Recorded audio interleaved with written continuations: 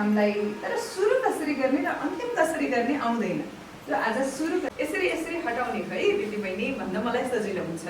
र सँगसँगै हामी धेरैलाई कस्तो हुन्छ खुट्टाको अवस्था अनि आँखाको अवस्था कसरी हामीले बोल्यौँ भने लिएर आउनुभयो, कलर जस्तो लिएर आउनुभयो, मुटु पातली जस्तो लिएर आउनुभएको छ, हाइट जस्तो लिएर आउनुभएको छ, त्यस्तै हुनुहुन्छ।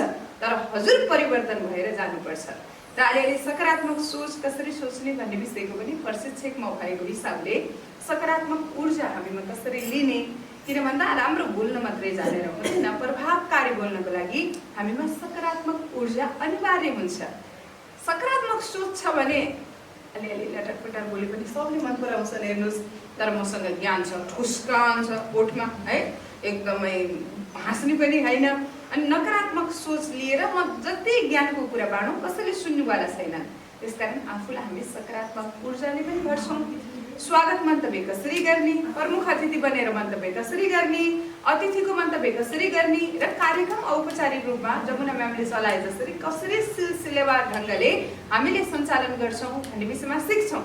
र म फेरि कस्तो मान्छे भने म व्यवहारिक चाहन्छु भनेको अब यसो गर्नु हात यसो गर्नु खुट्टा भनेर पौडी खेल्नलाई सिकाइयो भने हाम फाल्न लगाइएन भने त हात यसो गर्ने रहेछ खुट्टा यसो गर्ने रहेछ मात्रै थाहा हुन्छ। जब हाम फाल्नुपर्छ हाम फालेपछि डुबिन्छ हेर्नुहोस्, अनि के हुन्छ उत्रिन सकिँदैन।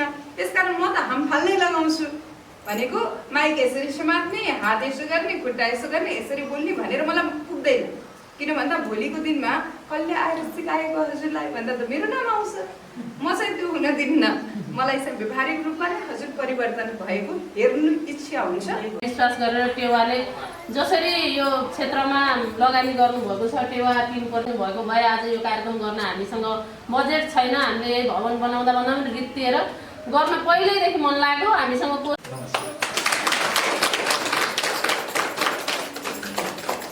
आफ्नो समूहमा आफ्नो संस्थामा लगेर पनि त्यो ज्ञान बाँड्नु हुनेछ भन्ने अपेक्षा राख्न चाहन्छु।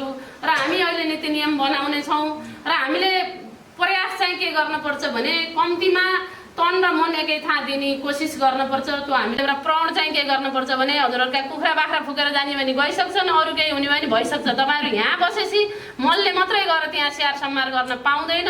त्यो भएर अबदेखि यहाँहरूले एउटा सुरुवात चाहिँ आफ्नो शरीर जहाँ हुन्छ मनलाई त्यहीँ राख्ने त्यो धैर्यता त्यो प्रयास चाहिँ त्यो सिक्नु हुनेछ। र यो 3 दिनसम्म हजुरहरूको शरीर मात्रै होइन मन पनि यही हल्ले चाहेको छ।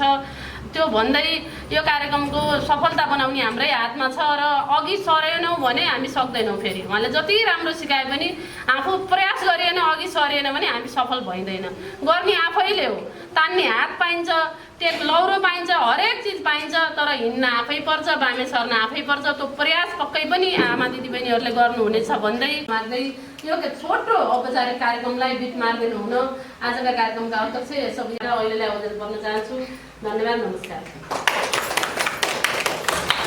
यो औपचारिक कार्यक्रमलाई यही बिट मार्दै अब तालिमलाई अगाडि बढाउनको लागि आग्रह गर्दै बिदा हुन्छु।